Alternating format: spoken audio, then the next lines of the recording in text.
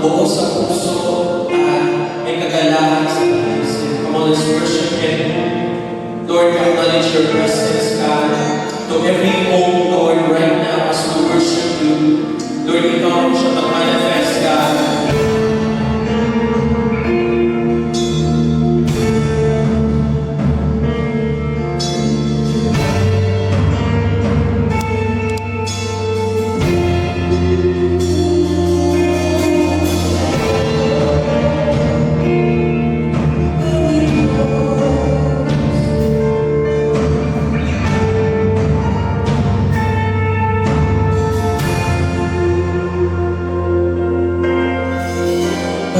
Panginoon, ika'y dakila, nananangin nag-isa. Panginoon, nagkaibigan, ikaw ay tapat at napakumbaba. Buhay mo ay iyong inaalay, walang hanggan ibinigay. Panginoon, kataasan, ikaw ang sandigan ng pusong sugatan. Mas Jesus, Jesus, ako ay iyong nalalaman.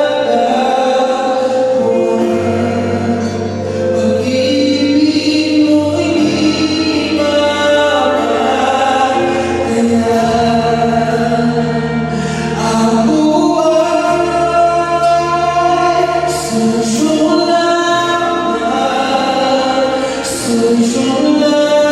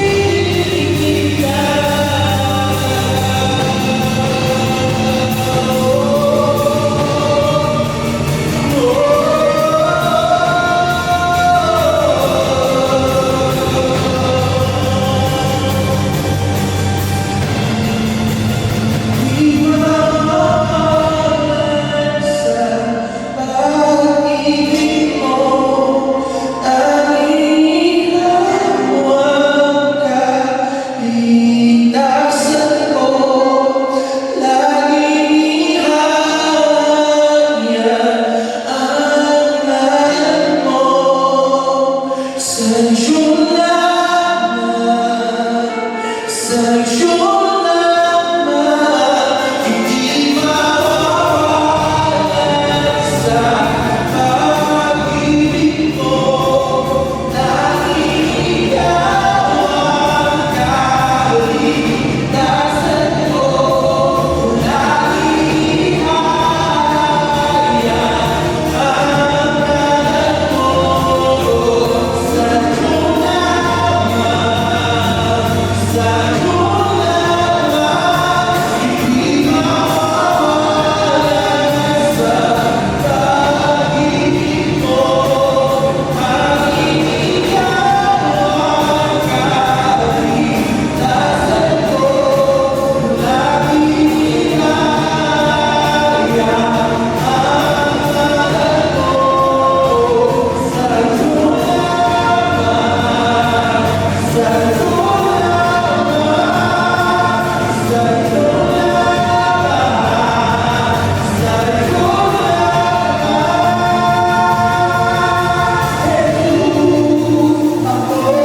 ay iyong nagawa, pag-ibig mo'y sa iyo lamang, sa iyo pag-ibig mo'y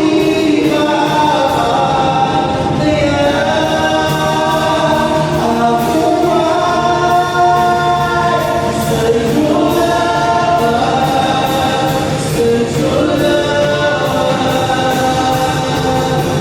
Jesus, ako ay iyong natatawa. Pag-ibig mo'y mamatayan. Ako ay sa iyo lamang, sa iyo lamang, sa krus, nahanap ang kapatawaran. Pag-ibig mo'y mamatayan. Ako ay sa iyo lamang, sa iyo lamang. Isang pinagpalang umaga sa bawat isa sa atin. Nais ko pong i-welcome ang bawat isa sa atin at ang bawat family na nandito ngayon, ang bawat magulang, bawat anak na nandyan ngayon. Welcome sa ating simbahay. And I pray na patuloy natin ma-enjoy yung presence ng ating Panginoon tulad kanina na na-enjoy natin yung ating praise and worship, na-enjoy natin yung sama-samang pagpupuri sa ating Panginoon. At ngayon naman ay i-enjoy natin ang mensahe ng ating Panginoon para sa bawat isa sa atin. At naniniwala ako nang dahil ang bawat tahanan ninyo ay bukas para sa mensahe ng ating Panginoon, higit sa lahat ay buksan din natin ang ating mga puso, ang ating isip, ang ating espiritu at ang ating kaluluwa sa pagtanggap sa mensahe ng ating Panginoon. At kapag ito ay nagawa natin ngayong araw, ay naniniwala ako na ang ating Panginoon ay mangungusap sa atin at meron siyang magandang gagawin sa bawat isa sa atin. So once again, welcome sa ating simbahay at tayo po'y manalangin ng sama-sama. Inaanyayahan ko po ang bawat pamilya na tayo pong lahat ay tumayo to recognize the presence of our God in our home. sa pamamagitan ng ating prayer. Panginoon, marami pong salamat. We recognize you as our God, as our Savior, as our provider, our protector. Lord, today, lumalapit kami sa iyo na mayroong pagpapakumbaba at mayroong bukas na isip, bukas na puso upang tanggapin ang iyong mensahe na nakalaan para sa amin at para sa aming pamilya. Maraming salamat po. Patuloy po namin kayong pinupuri, patuloy namin kayong sinasamba sa tanging pangalan ng iyong anak na si Jesus. Amen and amen. Pwede na po tayo makaupo and once again, marami pong salamat dahil tayo po ay nagkasama-sama muli ngayon sa ating simbahay. Nung mga nakaraan ay tinalakay natin ang paano ba natin mararanasan ang isang tahanang merong ganap na saya. At pinag-usapan din natin yung mensahe kung paano natin mamahalin ang ating mga anak. At narinig din natin, ipinarating din sa atin ng ating Panginoon, yung mensahe na bilang anak, ano ba yung ating mga responsibility, ano ba yung mga bagay na pwede nating maiparamdam yung ating pagmamahal sa ating mga magulang. But today, ay ang nais kong pag-usapan natin ay ang pamagat, mahabaging ama. So ang pamagat ng ating pag-uusapan ngayon ay mahabaging ama. Mayroon pa ba? Yan. So ngayon po ay gusto ko lang po na i-remind ang bawat isa sa atin na ang ating Diyos ay tinatawag din nating ama. At ang ating Diyos ay isang mahabaging ama. Salamat na lang sa ating Panginoon, sa ating mahabaging Ama nang dahil sa Kanya tayong lahat ay binigyan ng pagkakataon na ito ay maramdaman natin yung Kanyang pagmamahal sa atin bilang isang mahabaging Ama. Kaya po, sa umagang ito ay ang sarap lang nating balikan, ang sarap lang nating i-appreciate ang ating Diyos, na ang ating Diyos ay, siya po ay El Shaddai. Ibig sabihin ay pwede niyang maiparamdam sa atin yung isang pagmamahal na buo at isang pagmamahal na pwedeng bumuo ng ating pagkatao.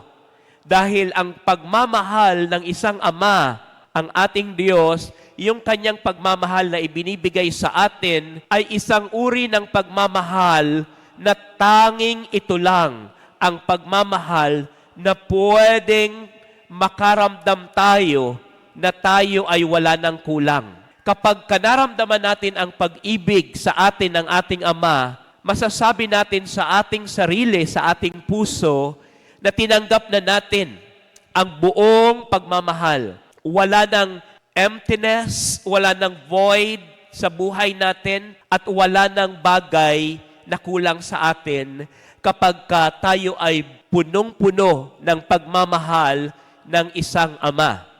Sabi nga dito sa Luke chapter 6:36, maging mahabagin kayo tulad ng inyong ama na mahabagin. Kaya sa oras na ito, ang pag-uusapan natin ay kumusta na ang ama ng bawat tahanan? Kumusta na ang bawat haligi ng tahanan? Kasi sa panahon natin ngayon ay alam natin na nakakalungkot nang dahil sa yung napakaganda, yung original design ng ating ama. Sa isang ama ng tahanan ay ito ay sinisira ng maraming mga bagay sa mundong ito, lalo na nung time ng ating ninuno na si Adan at si Eve ay nagkasala. Kaya lahat tayo ay nagkaroon at minana ang kasalanang ito. At nang dahil dito ay mayroon ng minana na kasalanan. At dahil mayroon na tayong namana na kasalanan, ito ay dumaloy sa dugo ng bawat tao na nabubuhay sa mundo. At dahil doon, marami ding mga tatay, marami ding mga ama, marami ding mga daddy, kung ano man ang tawag sa inyo.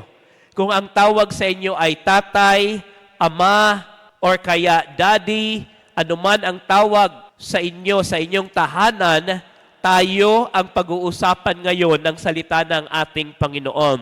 Dahil ang original design ng Ama sa isang ama ng tahanan ay dapat siya ay nagtataglay ng isang mahabaging puso.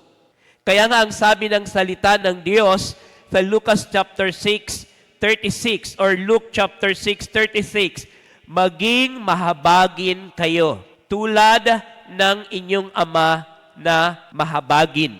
And sabi doon sa Psalms 103:13, kung paanong ang inyong ama ay naaawa sa kanyang mga anak, gayon ang Panginoon ay naaawa sa mga may takot sa Kanya. So ang ating Ama pala na nasa langit ay nagtataglay ng kahabagan. Yung kanyang puso ay punong-puno ng habag, at dahil ang kanyang puso ay punong-puno ng habag, meron siyang awa. At ang kanyang awa ay napakalawak. Ang kanyang awa ay napakahaba. At ang kanyang awa ay ibinibigay niya ito sa mga taong mayroong takot sa Kanya.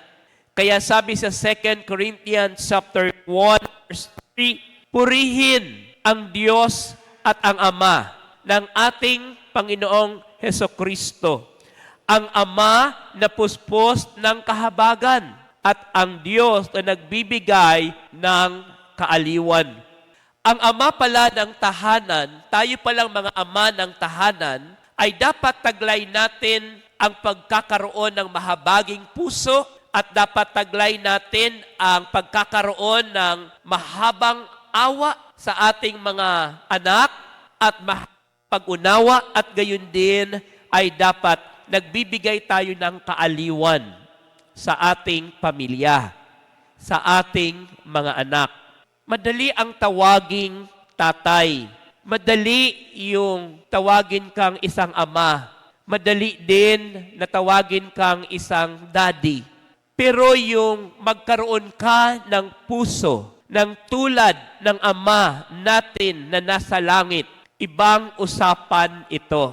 Dahil kung ang ating Ama na nasa langit ang siyang unang nagtatag ng pamilya doon sa Garden of Eden, ibig sabihin na din dapat yung maging pattern ng lahat ng mga tatay ng tahanan, ng mga daddy ng tahanan, kung paano natin pangalagaan, paano natin mahalin, paano natin unawain ang ating buong pamilya, kasama ang anak at ang asawa.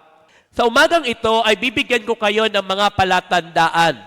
Siguro sa lahat ng mga tatay at sa lahat ng mga lalaki na nagpaplano na one day maging tatay, siguro na pumapasok sa isipan ninyo, ano kaya ang mga palatandaan? Lalo na sa mga tatay na mismo ngayon. Ano kaya ang mga palatandaan na tao ay mayroong mahabaging puso, mayroong mahabaging espiritu? Unang-una, ang palatandaan niyan ay doon sa Psalms 103 verse 8. Ang sabi doon, ang Panginoon ay puno ng kahabagan at kagandahang loob, matagal magalit at sagana sa pag-ibig. Mula sa verse na yan, ang unang palatandaan na tayo ay mayroong mahabaging puso, walang hanggang pagmamahal. Dapat taglay natin bilang ama ang walang hanggang pagmamahal.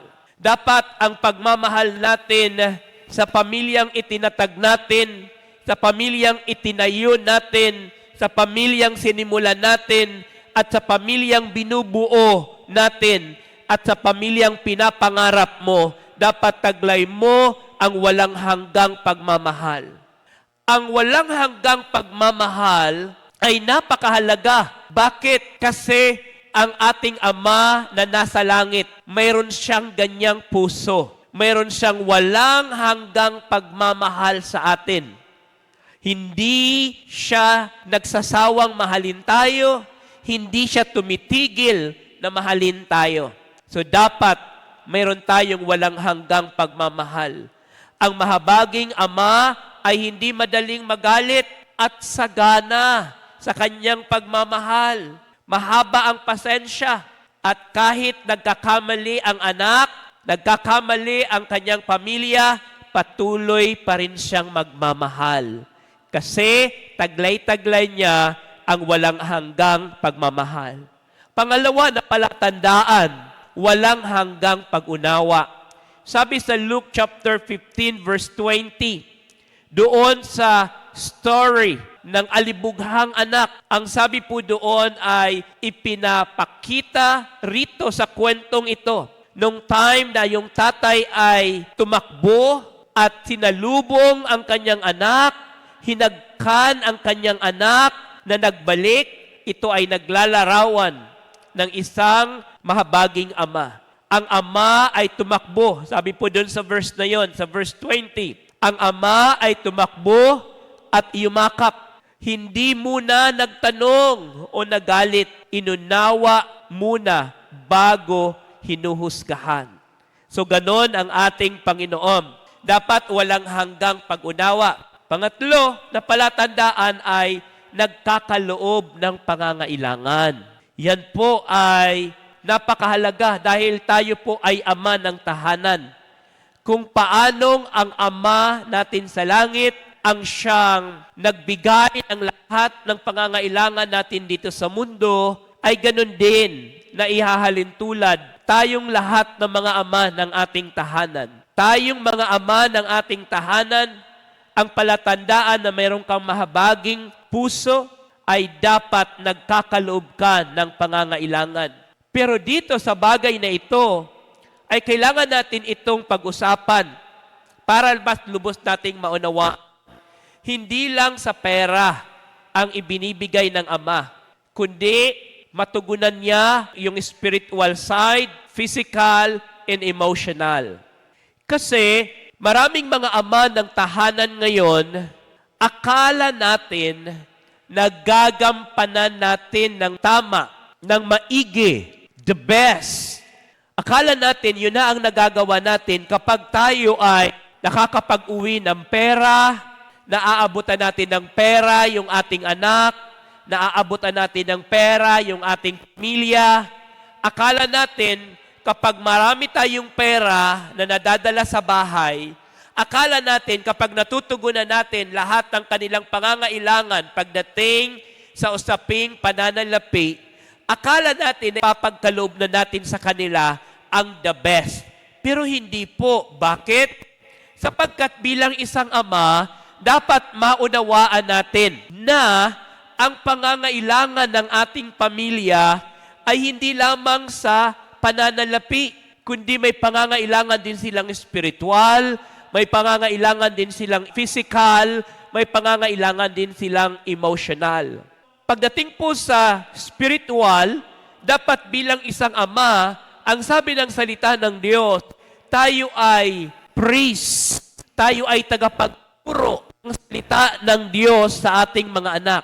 Kaya ang isang mahabaging ama, dapat ginagawan niya ng paraan na ang kanyang anak ay mailapit niya sa Diyos at maturuan niya ng salita ng Diyos. Yun ay isang mabigat na responsibilidad ng bawat ama ng tahanan. Kaya nga dapat lahat ng ama ng tahanan ay merong personal na relasyon sa Diyos. Dapat meron siyang kinikilalang buhay, tunay at makapangyarihang Diyos. Dapat alam niya ang purpose ng kanyang pamilya. Dapat alam niya ang direksyon ng salita ng Diyos patungkol sa kanyang pamilya. Kasi kung ang isang ama ng tahanan ay walang personal na relasyon sa Diyos, hindi niya maituturo at hindi niya madadala ang kanyang pamilya sa tunay na Diyos at hindi niya maituturo ang salita ng Diyos. So kaya napakahalaga bilang ama, balikan natin na ang disenyo ng Panginoon sa bawat isa sa atin ay dapat mayroon tayong personal na relasyon sa Diyos. Tayong mga ama, sa lahat ng tao sa loob ng ating tahanan, tayo dapat na ama ng tahanan ang unang malapit sa Diyos.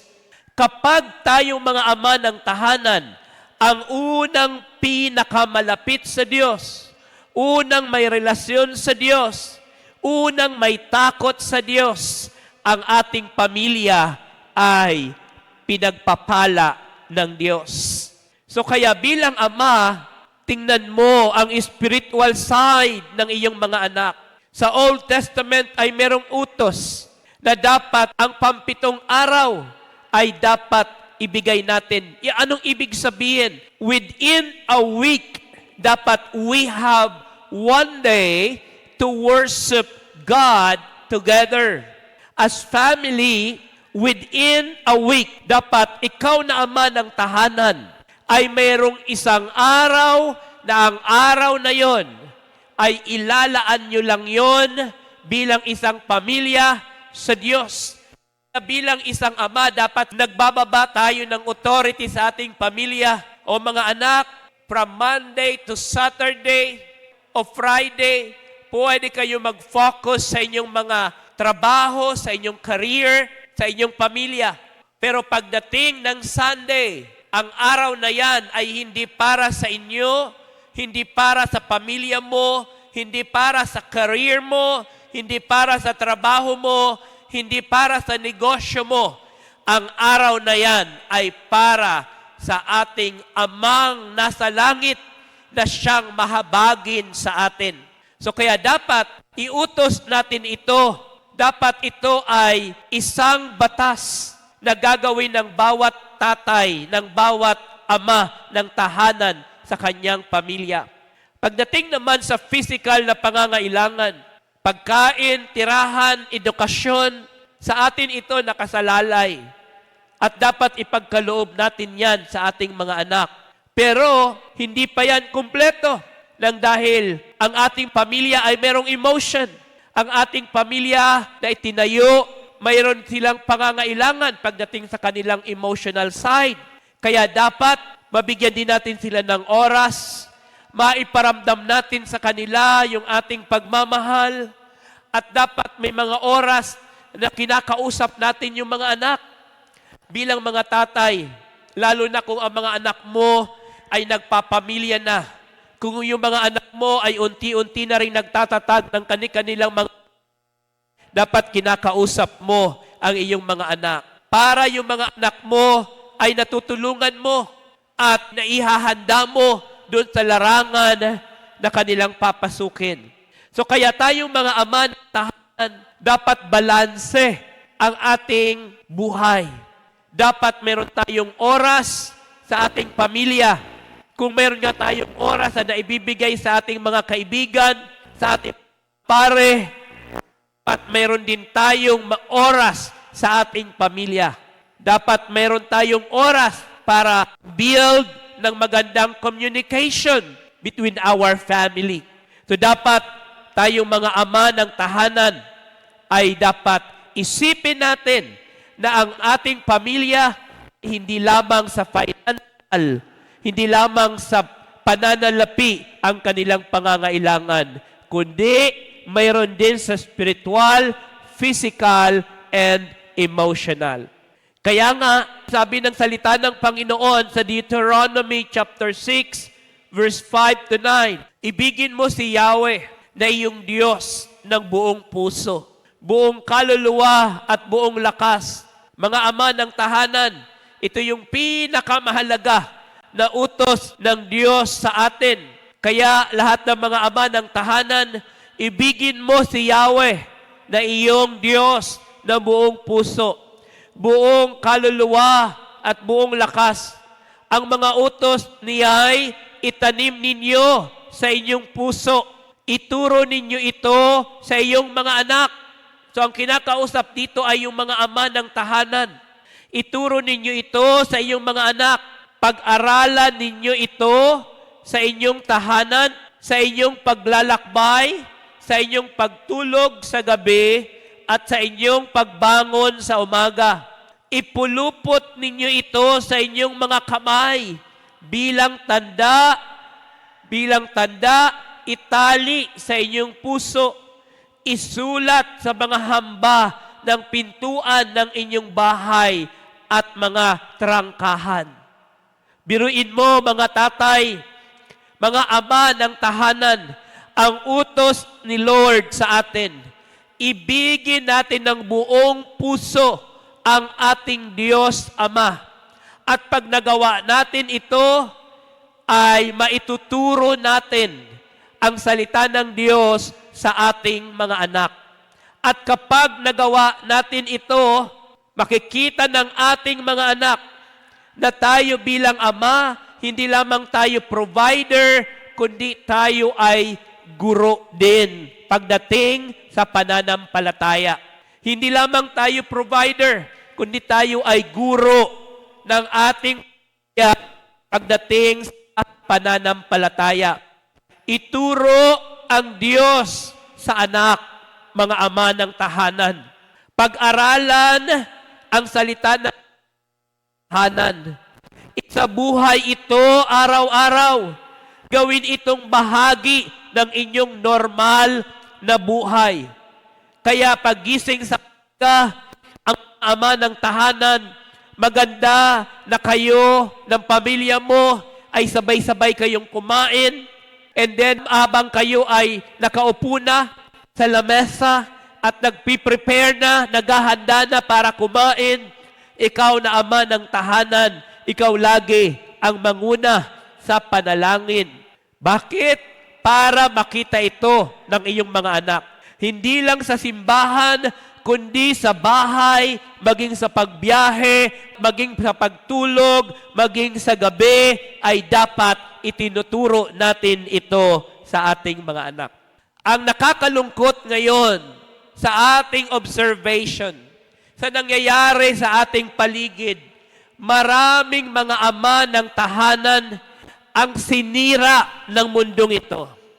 Sinira at nagpatuloy tayo at pumayag, maraming mga ama ng tahanan ang pumayag na sila ay sirain unti-unti ng galawan sa mundong ito. Dapat bilang ama, isipin natin ang lahat ng ating mga ginagawa. Kapag ang bagay na ginagawa natin ay malayo sa kalooban ng Diyos, ang ating pamilya ay madadamay. Ang ating pamilya magiging kawawa. Wala silang siguradong magandang kinabukasan. Wala silang ligtas na tahanan.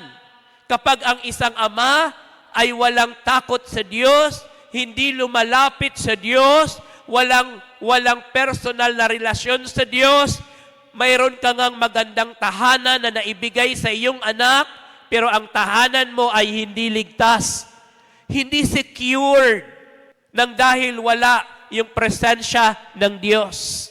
Kung ang tahanan mo ay nakapag-provide ka ng maraming pagkain, maraming na masasarap na pagkain, mga mamahaling gamit, mga appliances sa iyong tahanan. Pero ang lahat ng yan ay makapagbibigay ng peace and joy sa puso ng iyong pamilya kung wala doon ang presence ni Lord. Kaya ama, tatay, kumusta ka? Kumusta na ang puso mo? Taglay mo ba ang puso ng Diyos? Ang puso ng Diyos ay isang mahabaging puso na kung paano ka inuunawa ng Diyos at kung paano kang minamahal ng Diyos at kung paano kumikilos ang Diyos sa buhay mo, yun din dapat ang maiparamdam mo sa pamilya mo bilang isang tunay na ama ng tahanan. Kapag ikaw ay isang ama na tinataglay mo yung mga bagay na iyon na pinag-usapan natin, kapag taglay-taglay mo ang walang hanggang pagmamahal, walang hanggang pag-unawa, taglay mo ang pagkakaloob ng kanilang pangangailangan at tinuturo mo sa kanila ang mga salita ng Diyos, ano kaya ang magandang maidudulot nito sa ating mga anak. Mayroon po, mga tatay, mayroong magandang maidudulot sa ating mga anak at maidudulot sa pamilya kapag taglay-taglay natin ang tatlong bagay na yon. Una na maidudulot nito sa ating pamilya. Babasahin ko sa inyo yung Colossians chapter 3 verse 21. Ang mahabaging ama ay hindi nagpapayamot o nagpapahirap sa damdamin ng anak. Kaya hindi sila nawawala ng pag-asa o nasisira ang loob. Wow! Ano daw ang naidudulot mo, tatay, sa puso ng iyong pamilya kapag kataglay-taglay mo ang pagkakaroon ng mahabaging puso? Number 1, tamang pagtingin sa kanilang sarili. Yung ating mga anak, lumalaki sila na tama ang kanilang pagtingin sa kanilang sarili. Malakas ang kanilang loob, mahusay sila na humarap sa mga sitwasyon ng buhay. Nagiging matatag ang ating mga anak. Nagiging matyaga ang ating mga anak. At nagiging matalino ang ating mga anak. Kapag nararamdaman nila sa kanilang ama na sila ay mahal at inuunawa at sinusuportahan ng kanilang ama, yung kanilang mga anak lumalaki. Hindi lang yung mga anak, kundi bawat miyembro ng pamilya, maging yung asawa, ay lumalakas ang kanilang loob. Nagiging smart sila nang dahil tama ang kanilang naramdaman, tama ang kanilang tinanggap, pagmamahal ang kanilang tinanggap, pag-unawa ang kanilang tinanggap, pagsuporta ang kanilang tinanggap, kaya tama ang kanilang pagtingin sa kanilang sarili. Yan ang una na naidudulot sa ating mga pamilya. Kapag hindi harsh ang ama, lumalaki ang anak na may confidence. Hallelujah! Hindi siya takot humarap sa mundong ito. Hindi siya takot humarap sa mga difficulties and challenges ng buhay. Kaya minsan mag-isip-isip tayo, bakit yung aking anak ay mahina? Bakit yung aking anak ay matatakotin? Bakit yung aking anak ay parang madaling sumuko? Baka kulang sa pagmamahal, sa pag-unawa, at sa suporta ng isang ama. Pangalawa, nagiging interesado siyang makilala ang Diyos. Kapag ang ama ng tahanan ay very loving, kapag ang ama ng tahanan ay very supportive, kapag yung ama ng tahanan ay encourager siya sa kanyang anak, nagiging interesado ang ating anak na makilala ang ating Diyos. Sabi sa Psalms 103 verse 13, ang pagiging mahabagin ng ama ay inihahalin tulad sa habag ng Diyos na nagbibigay sa anak ng pakiramdam na sila ay inaalagaan, ligtas at minamahal. Wow! Kapag naramdaman yan ng iyong anak sa iyo bilang ama, yung anak mo, hahanapin niya yung Diyos. Yung Diyos mo na tinanggap, magiging interesado siya. Bakit? Kasi nakikita ng anak ang Diyos sa pamamagitan ng ama.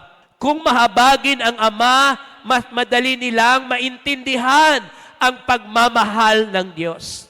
Kaya minsan, yung mga anak sa loob pa lang ng bahay, wala na silang Diyos. At hindi siya interesado sa Diyos. Bakit?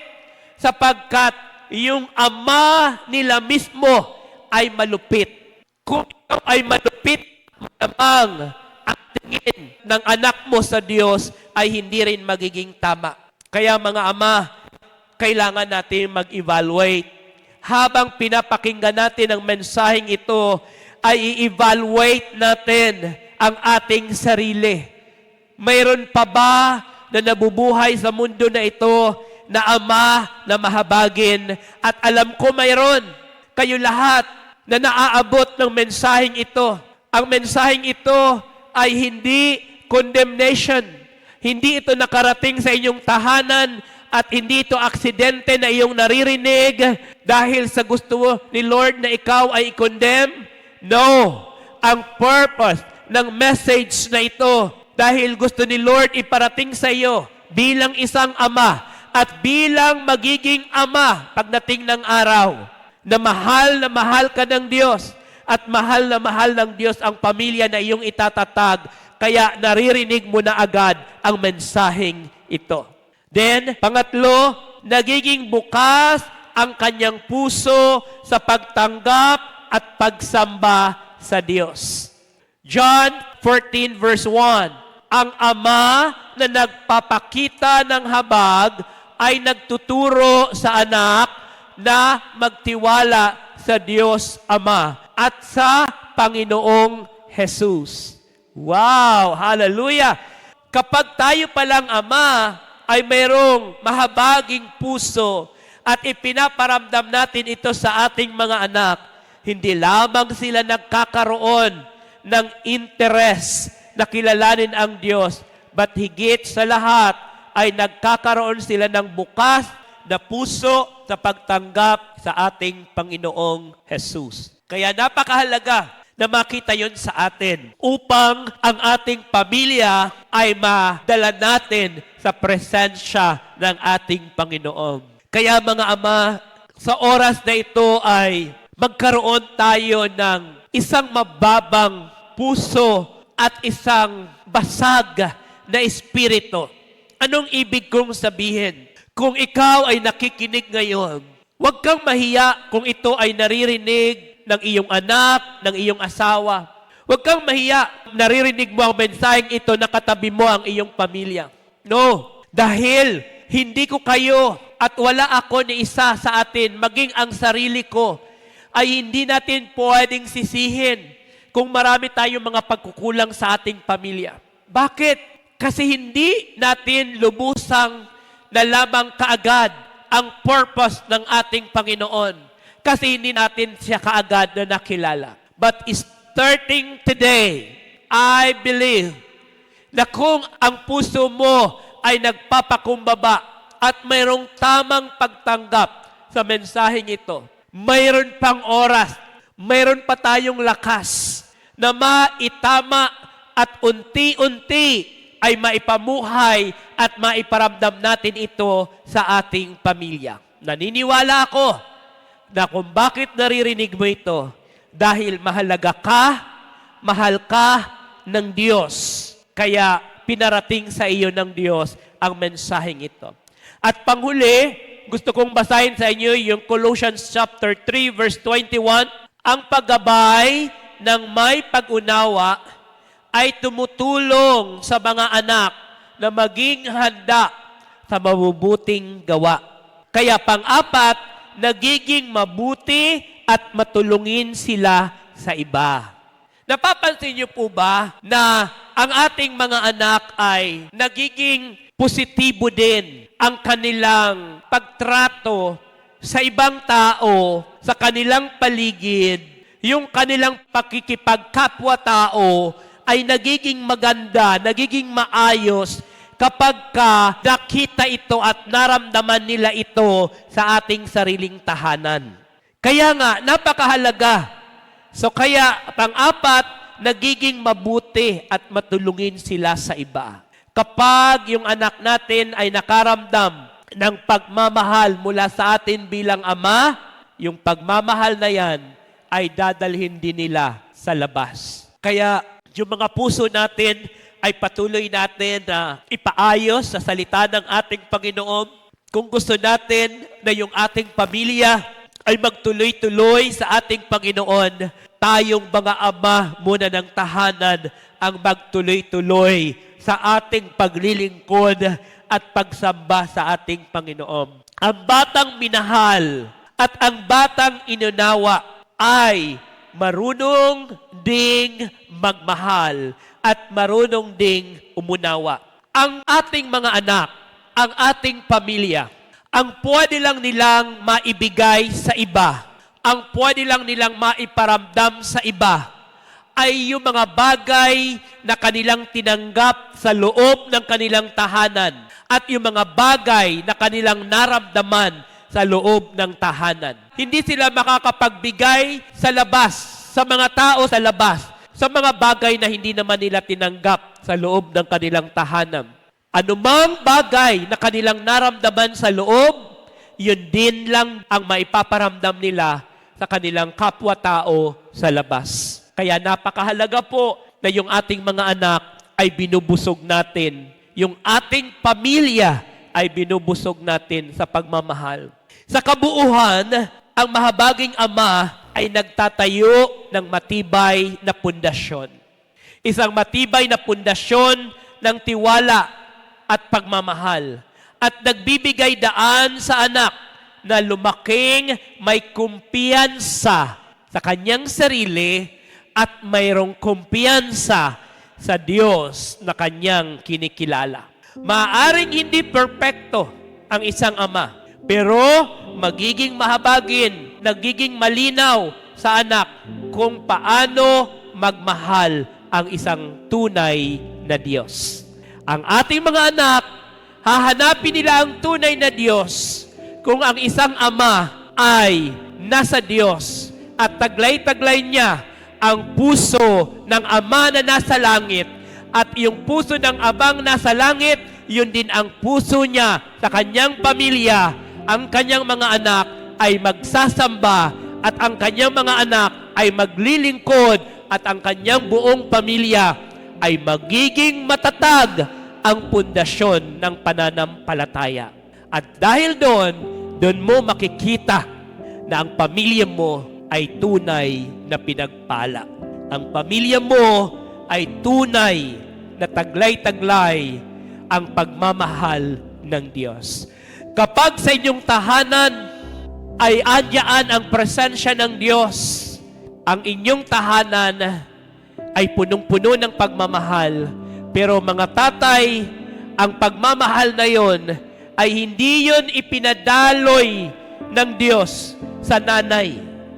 Ang pagmamahal na yon ay pinadaloy ng Diyos sa puso ng Ama.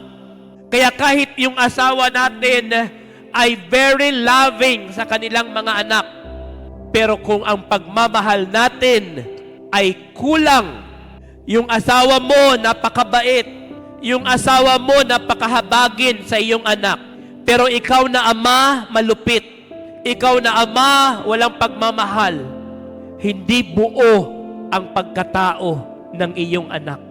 Dahil ang pagmamahal ng ama ang siyang bumuo sa atin. At ang pagmamahal natin ang siyang bubuo sa pamilya natin at sa ating mga anak. Kaya, bilang isang ama, dalhin natin ang ating pamilya sa ating Panginoon. Kaya salamat, I appreciate you, I recognize you, Tatay, dahil ang salita ng Diyos ay iyong pinayagang makarating sa inyong tahanan. Kaya, bawat ama ng tahanan, pinagpala ka ng Diyos at pagpalain ka pa ng Diyos. Bigyan ka pa ng Diyos ng mahabang buhay at bigyan ka pa ng Diyos ng malakas na pangangatawan. Kaya tayong lahat ay tumayo sa oras na ito at muli sa ating pagtayo, Tatay, patuloy mong hawakan ang iyong pamilya, maghawak-hawak ng kamay. Tatay, abutin mo sa iyong kaliwa ang iyong asawa at sa iyong kanan abutin mo ang iyong mga anak at tayo'y manalangin. Panginoon, marami pong salamat sa napakagandang mensahe na iyong pinagkaloob sa amin sa oras na ito. Ama, patuloy kong tinataas sa iyo ang lahat ng mga ama ng tahanan na kasama ko sa oras na ito. Una, humihingi kami ng kapatawaran. Sa aming narinig, marami pang dapat ayusin sa amin. Tinatanggap namin, Ama, ang aming mga pagkukulang at ang aming mga pagkakamali at ang aming mga pagkakasala sa aming pamilya.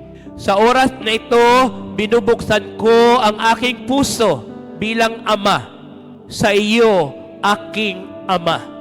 Binubuksan ko ang aking puso at nais ko, Ama, na ayusin mo ang aking puso. Ayusin niyo po ang aking pag-iisip. Ayusin niyo po ang aking pag-unawa. At sa oras na ito, nais ko na ang aking pamilya ay madala sa iyong paanan. Nais ko na ang aking mga anak ay maramdaman nila na sila ay buo ng dahil na buo na ako sa iyong pagmamahal. Kaya Panginoon, maraming salamat po. Sa oras na ito bilang isang ama, ay nais ko pong sabihin sa aking pamilya na ang pamilya ko ay pinagpala, papalain mo pa at ang pamilya ko bibigyan mo ng pabor at bibigyan mo ng proteksyon. Ang pamilya ko ay mabubuhay ng sagana at mabubuhay ng malakas at mabubuhay ng masaya. Mula sa araw na ito, ikaw na ang aking Ama na papakinggan. Maraming salamat, O Diyos. Salamat po, Ama, nang dahil sa iyo, nagkaroon ako ng pamilya. At nang dahil sa pamilyang ito, ay naging daluyan ako ng iyong pagmamahal para sa pamilyang iyong pinagkaloob sa akin. Maraming salamat po. Marami pong salamat. Pagpalain mo ang aking asawa at pagpalain mo ang aking mga anak. Pagpalain mo ang aking pamilya. Maraming salamat, Lord. In Jesus' name we pray. Amen and amen.